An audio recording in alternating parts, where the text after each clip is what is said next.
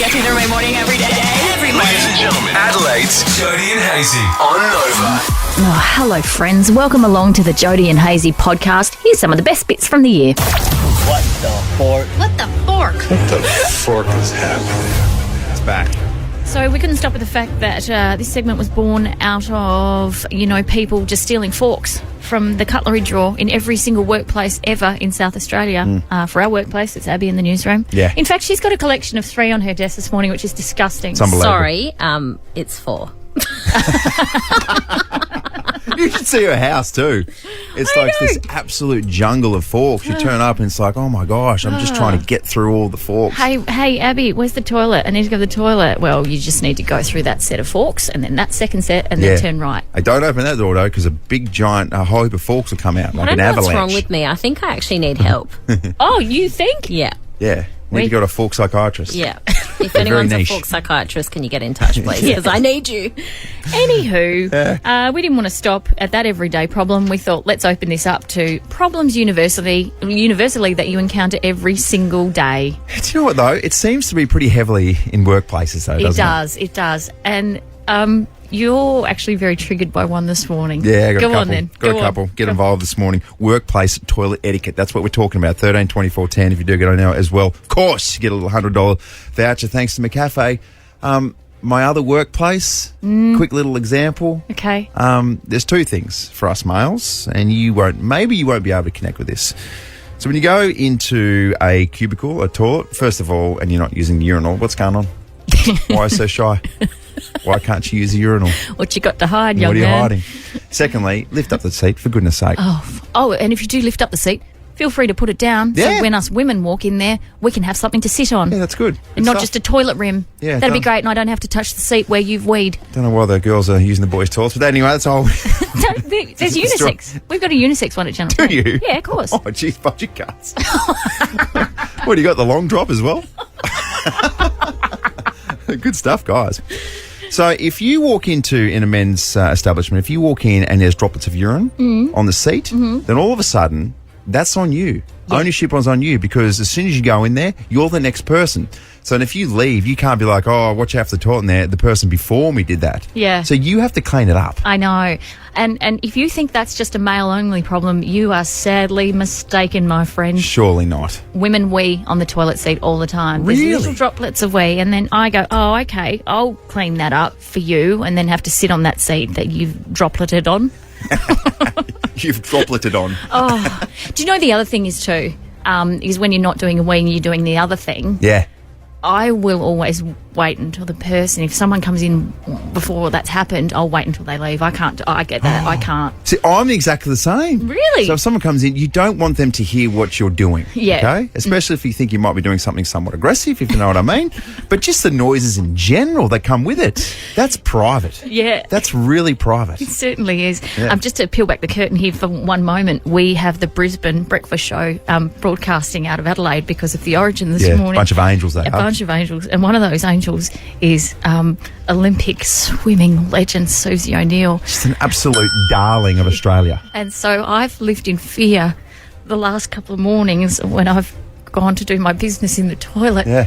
I've just been like this in my head, please don't let Susie O'Neill walk in. I know. Please don't let Susie walk in. Especially, we're so shocked as well that because you like to do your number 2s with the door open. So we're like, don't let Susie O'Neill see this. Next minute, Susie walks in and I haven't met her properly, and I put my hand out going, hi, Susie, I've really admired your career. Susie, oh, so good to meet you. Can I touch one of your gold medals? She's like, oh, I'm good.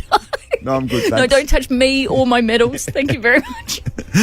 13 24 10. What the fork? Let's do workplace. No, let's not do that. Let's do workplace toilet etiquette. Yes, let's do that. Let's speak to Kate. Good morning to you, Kate. Good morning. Kate, what's your etiquette in the workplace when it comes to doing your business? Well, there's a toilet latch that gets stuck on red when no one's in there, and you can't get in there. So we use a fork on the outside to open the latch.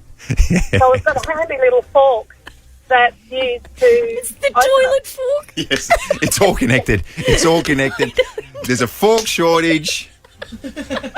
There's workplace toilet etiquette issues. The forks are used for the toilet etiquette. Oh, my God. It all ties in. Kate, for combining our two themes this morning, you get a $100 McCafe voucher. Well done. Thank you. Well done. Oh, thank you so much. Thank you really, really much. I just Good love stuff. I just love the call going out like around her office. Has anyone got the toilet fork? Has anyone seen it? Yeah, Abby from the newsroom stolen it. Angela, tell us about your workplace toilet etiquette, please. People that leave 2 squares of toilet paper on the toilet roll and then don't change it. Right on. Two things. There is a special place in hell for those people. Yep. And also, what do you think I'm going to do for that for the last 2 squares? That isn't achieving anything. No. Is it? That cannot get the job done, can it, Angela? No, it's... No, and then you go into all the other cubicles and they're the same. Like, everyone's kind of avoided them and tried, Oh, my God. Grow up. It's 2023. Right, 2 squares. What do you think you're going to do with 2 squares? You know what you're going to do? You're flirting with the situation. You're absolutely flirting with what's going on down there, because then what down there, if it could talk, it'd be like, go on, keep going. Oh, I can't. I'm giving everything I can give. I love that you're having chats with everything, like all things, what's going on down there. Well, people often say that I talk out my arse.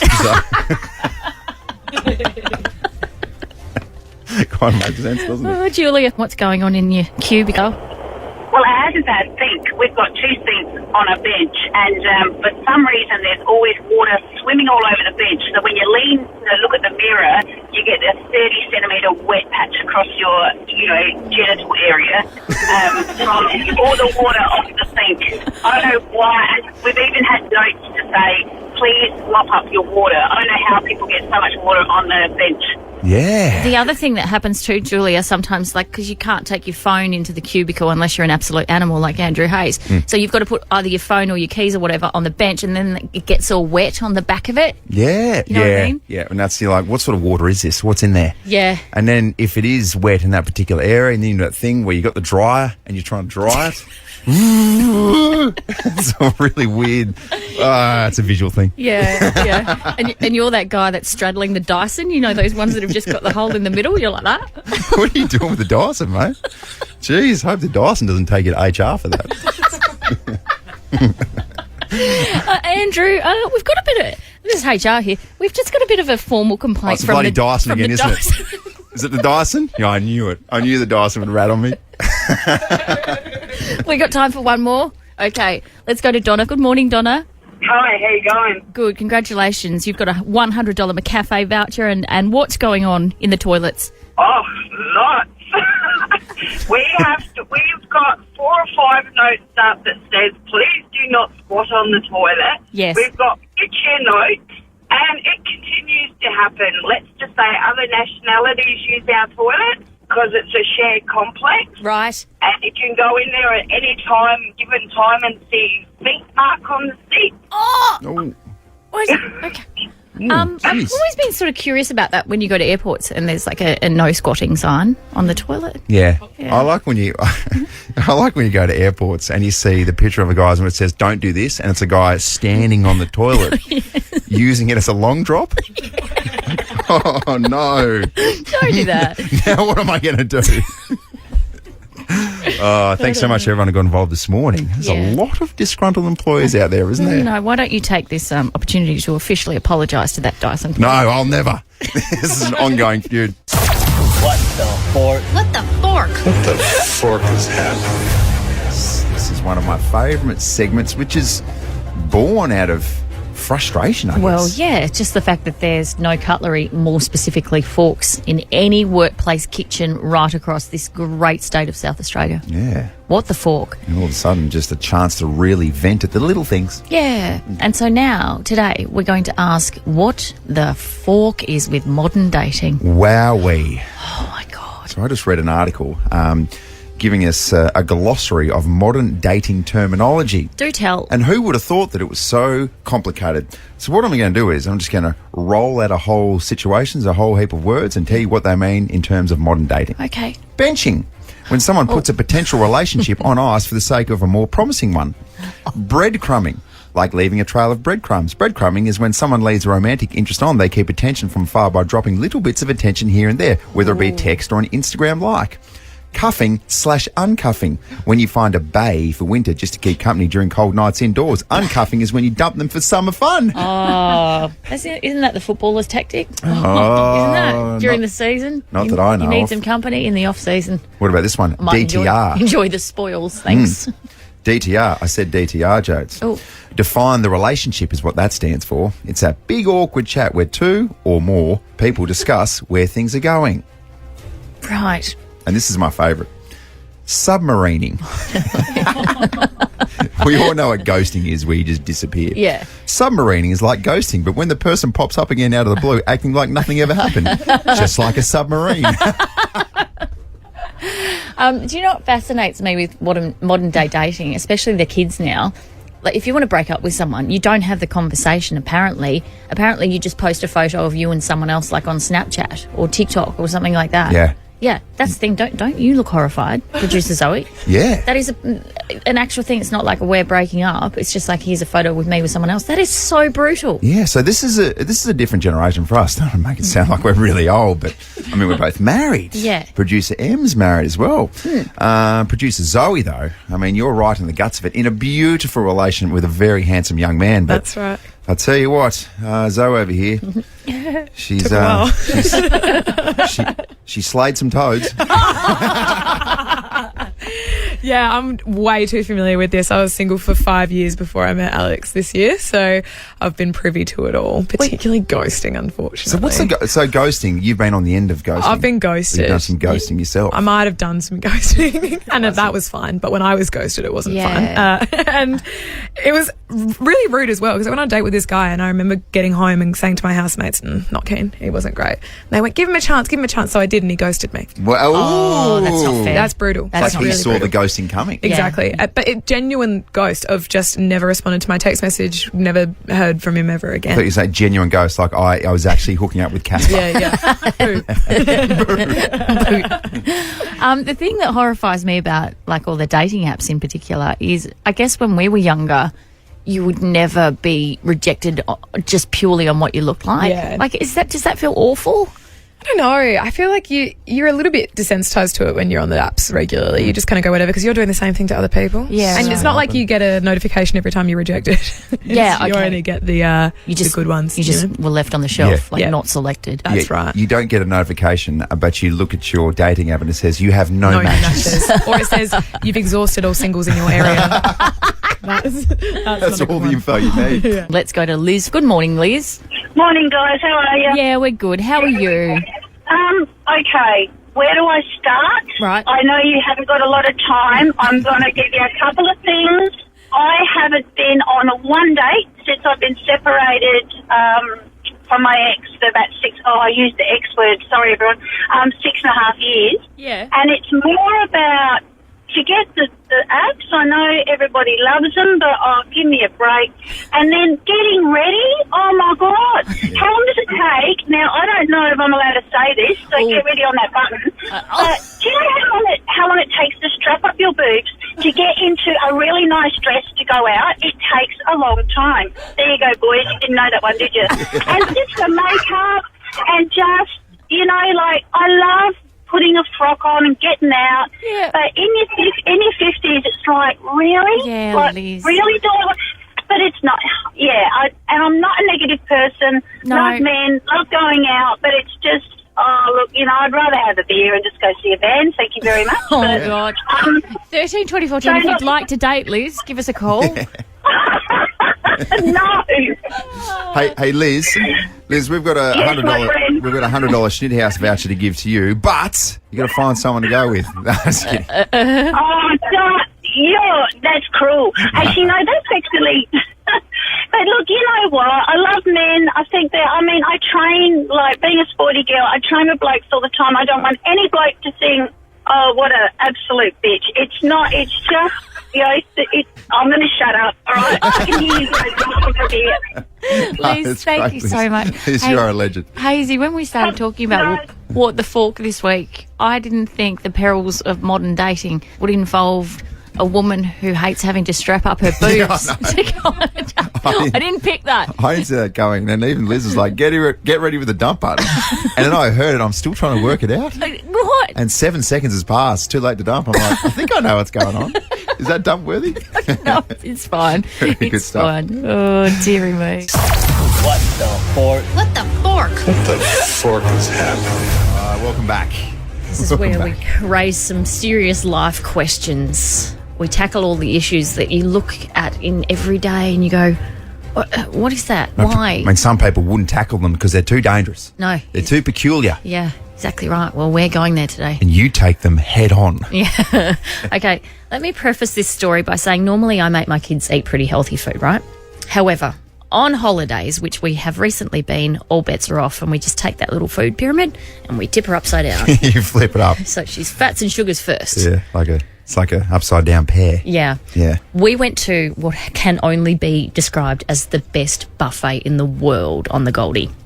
So we were staying at the Star Residences at the casino there, and it's called the Harvest Buffet. If you ever get the chance to take your kids, just to see the sheer look on their face is incredible. So we walk in straight away.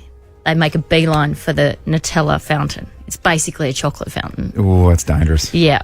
They've also got an ice cream machine. So some real sizzler vibes about this buffet. So I was just thinking, I was like, why am I getting these beautiful flashbacks from my childhood? I know. Sizzler. But because it's a buffet, they cater for everyone. So there's the Asian selection as well. Yeah. So at one stage, I look over at my 10-year-old and she's sitting there. On her plate is a marshmallow stick dipped in Nutella. She's holding onto an ice cream cone, just... Yep. But then next to all of that was a plate of fried rice. Yeah. That's the combination you're looking for. Yeah. That's a balanced meal, in Isn't my it? opinion. Yeah. You got your sugars, you got your carbs, Yeah. and you've got your sweetness and your spices. So I'm disgusted in myself as a parent for allowing this to unfold. But I thought, we're on holidays. It's the real variety pack vibes about it, and not the variety pack that you get for your kids with the just right in it. We're talking the Cocoa Pops, Fruit Loops. Yep. So I let it go through to the keeper, all right? But then I drew the line at one point when I looked at the woman sitting next to me at the table, and she had been to the Asian buffet and collected herself some steamed pork dumplings, Beautiful for breakfast. but she was dipping it in one of those little mango yogurt compote things. Is that compote, whatever.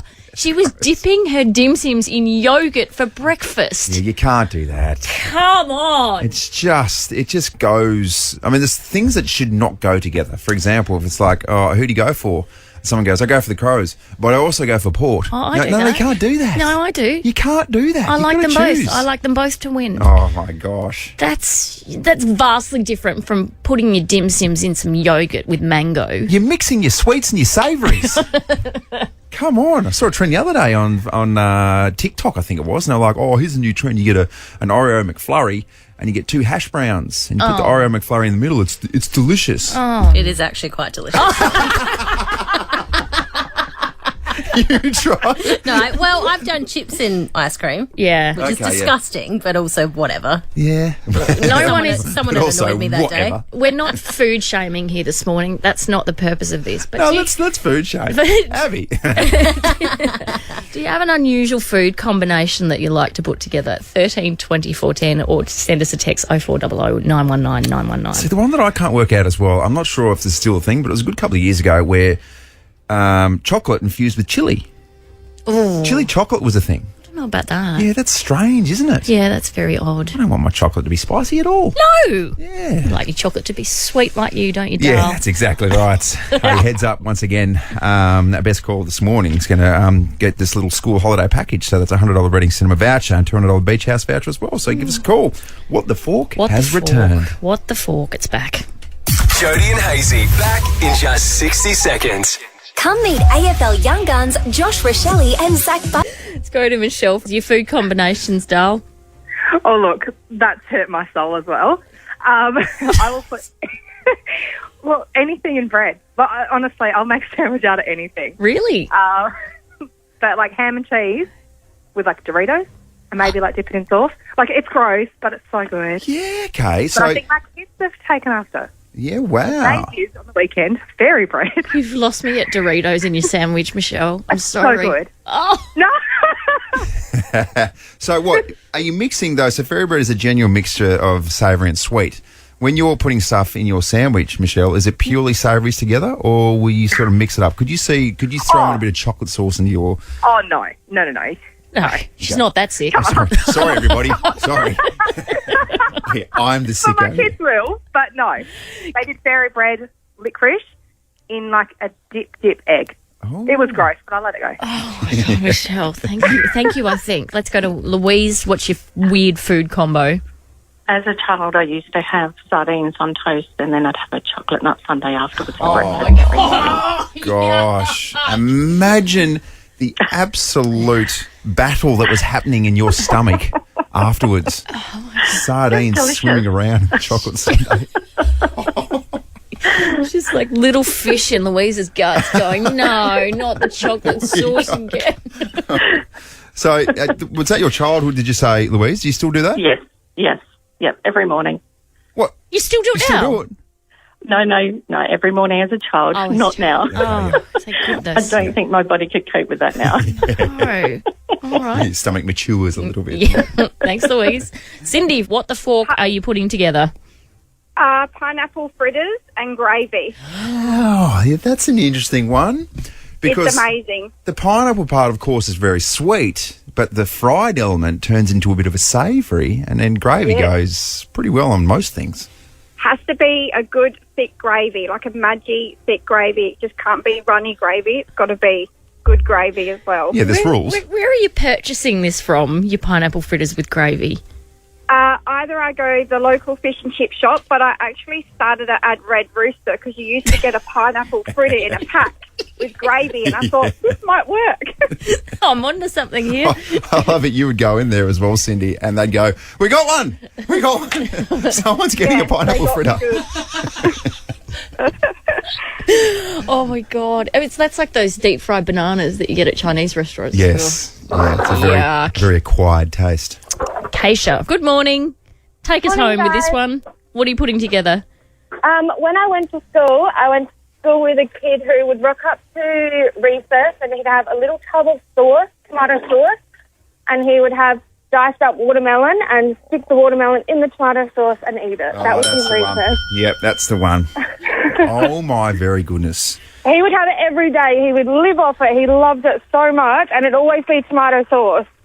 Oh, Tomato sauce goes well on most things because it does actually have a lot of sugar in it, but that's just... I mean, did this kid have any friends at all? He did. He did. Right. Oh, are you still mates, Keisha? I haven't spoken to him for a couple of years. Yeah. Oh, Liz. He flew off the handle. Yeah. There's watermelon tomato sauce kid. We're not speaking to him. Oh, thank you so much. I've just had a message from a friend of mine who wants me to ask Jodie something. Yeah. She said that her girlfriend, who grew up in Tasmania, has pasta with milk and sugar on it and butter. And she said, is this just a Tasmania thing or did you guys have this growing up? And I said, that's filthy, and never messaged me again. But was that a Tasmanian thing? I'm telling you right now, Abby, the Tasmanians, they love it. The Who? Tasmanian aliens. The Tasmanians. You guys love it. Aliens. What a combo. That's disgusting. All right, that is so offensive to think that just because we're from Hobart, we like pasta and sugar and milk. But I can confirm I did have it as a child.